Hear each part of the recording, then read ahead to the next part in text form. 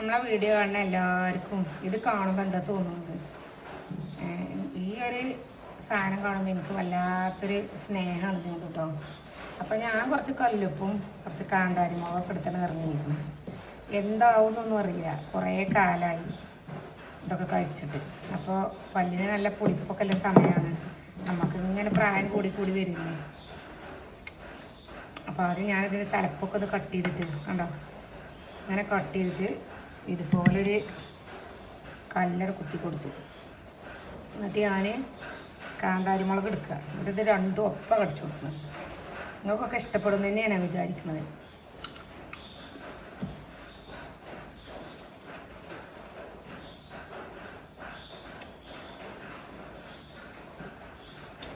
ഓ